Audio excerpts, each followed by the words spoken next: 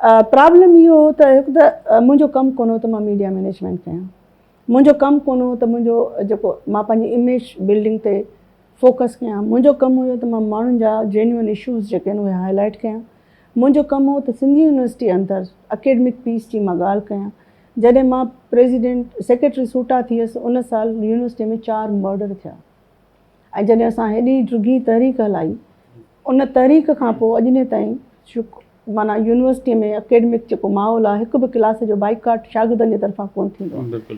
भले असांजे माण्हुनि जी शॉर्ट मेमोरी आहे, असांखे क्रेडिट न ॾियनि, असां टर्मिनेट थिया हुआसीं, पर सभिनी खे ख़बर हूंदी त असांजो चोथों नुक़्तो हो त टीचर्स स्टूडेंट यूनियन बहाल कयो। असांजो नुक़्तो हो त वाइस चांसलर हटायो, पर असांजो गॾोगॾु नुक़्तो हो त रेंजर्स हटायो, स्टूडेंट यूनियन बहाल कयो ऐं अकेडमिक पीस कयो, अमन ॾियो असांखे कैंपसिस जे अंदरि।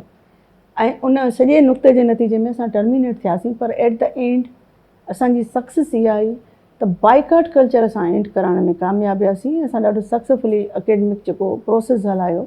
जॾहिं असां हिते अपॉइंट थिया हुआसीं, यूनिवर्सिटी जे बसुनि में बंदूक बरदार अॻियां सिपाही वेंदो पोइ बस हलंदी, हाणे यूनिवर्सिटी में को बंदूक बरदार कोन थो वेहे।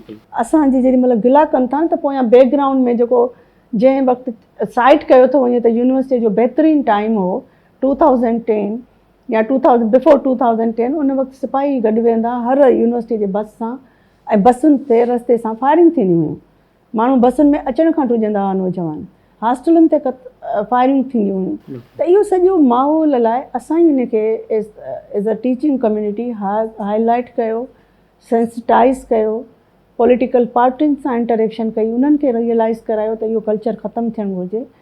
त इहो असांजो हिकिड़ो कंट्रीब्यूशन रहियो। उन दौरान वाइस चांसलरनि सां डेफिनेटली हिकिड़ो वाइस चांसलर अचे थो ऐं यूनिवर्सिटी जे अंदरि हिकिड़ो मर्डर थी थो वञे त who is responsible, wise chancellor is responsible. उनजे ख़िलाफ़ु बीठासीं। अॼु बि मूं वटि अख़बारुनि में उहे कालम पियल आहिनि, जिन माण्हुनि खां कालम लिखाया विया ऐं सभु हिकिड़ी कतार में बीठा हुया ऐं उन मां केतिरनि कहिड़ियूं नौकरियूं वरितियूं नज़ीर मुग़ल साहिब खां। अॼु बि तव्हां वञी पना खणी ॾिसो त कंहिंजो पुटु, कंहिंजी धीउ, कंहिंजी भाॼाई, कंहिंजी नुंहुं वेठी आहे। इहे मीडिया मैनेजमेंट पिया कनि न, इहे क्रिटिसिज़म पिया कनि न, इहे ई लिखी रहिया हुया न जेके बेनिफिशरी हुया। उन्हनि अगरि मूं त तनक़ीद कई त मां नथी सम्झां त उनजे तनक़ीद जो को मुल्ह आहे।